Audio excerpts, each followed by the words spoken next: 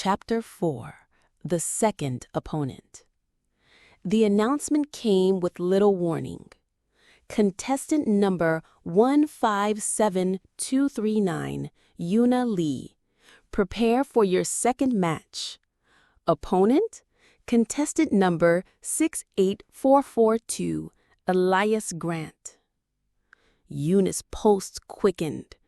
Elias Grant was a name whispered in underground quiz circles, a former math Olympiad champion known for his ruthless precision and cold demeanor. She had less than an hour to prepare.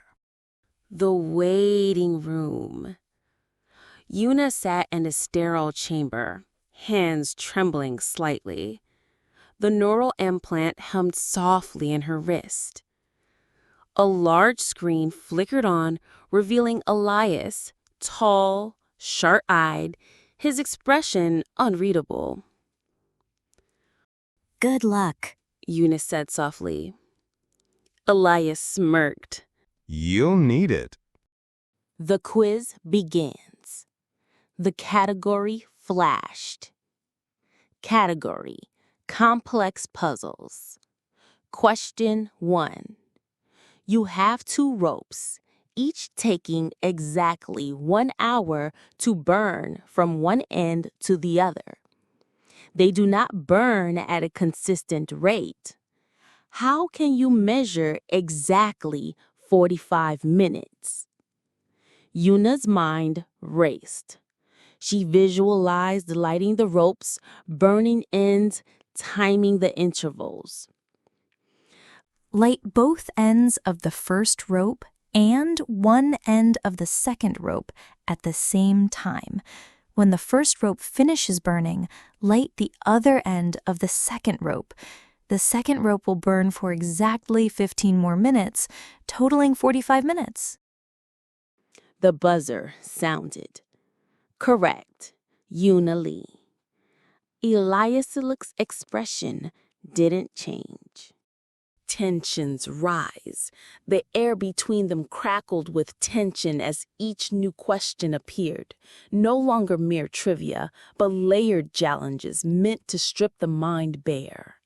Binary logic paradoxes, recursive number traps, misdirection embedded in riddles.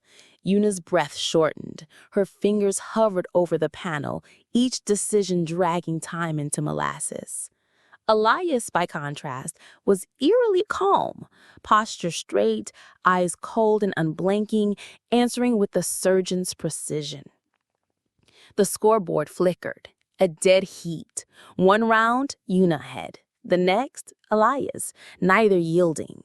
Yuna felt herself unraveling at the edges. Her pulses roared in her ears. She made a misstep, a riddle about time loops, but recovered by solving a pattern cipher so twisted it nearly made her gag. Elias raised an eyebrow at that, amused. Then came the critical question, a multi-layered math riddle disguised as a historical timeline. Elias answered too quickly, overconfident. Wrong. The arena paused. Elias blinked, his jaw tightening ever so slightly, but instead of faltering, he looked directly at Yuna and smiled. Not in defeat, but like someone who had played the long game and was still watching it unfold. Yuna's final question flashed onto the screen.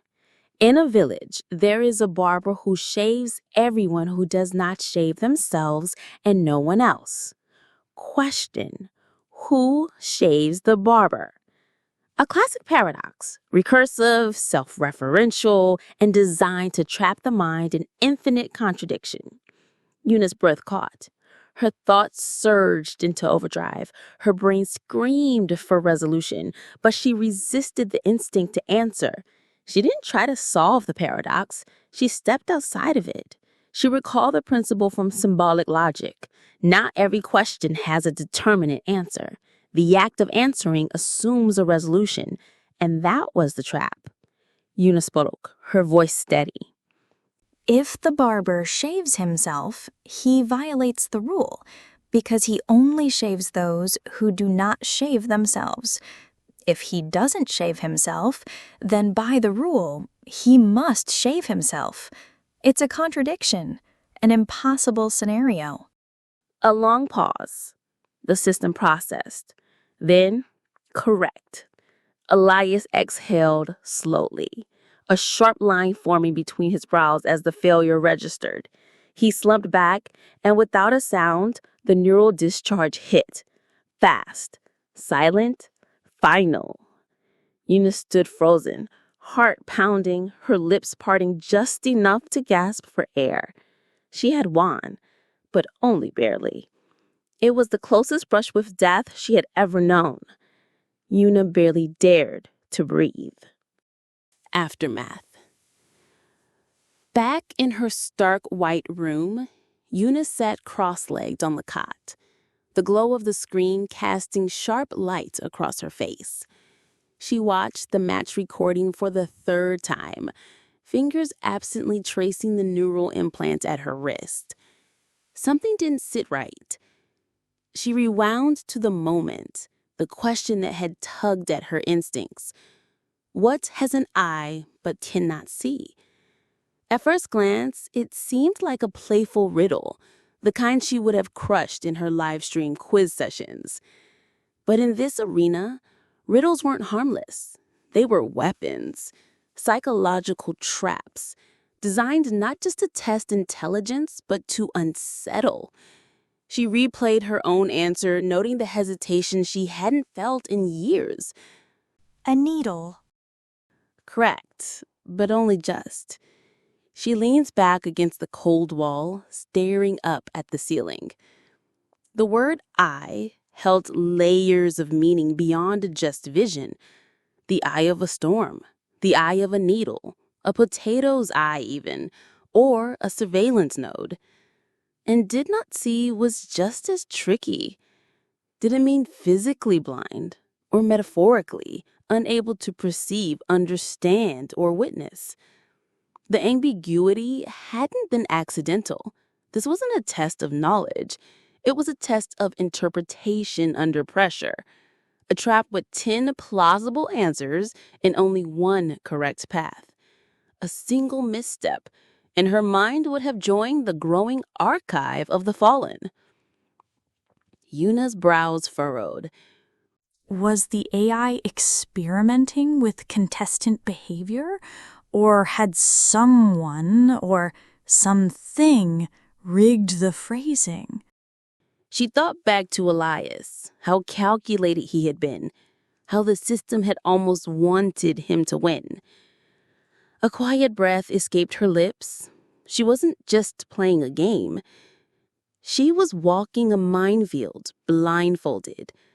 But despite the weight in her chest, her resolve held. This wasn't just a contest of facts. It was about who could stay standing when the ground kept shifting beneath them. Her heart still beat fast, not from fear, but from knowing she was being watched, measured, perhaps even shaped into something else. Yuna Lee, the trivia prodigy, the puzzle savant, once just a girl behind the glowing screen, now a contender in a world where knowledge didn't just grant power, it demanded survival. And she wasn't done yet.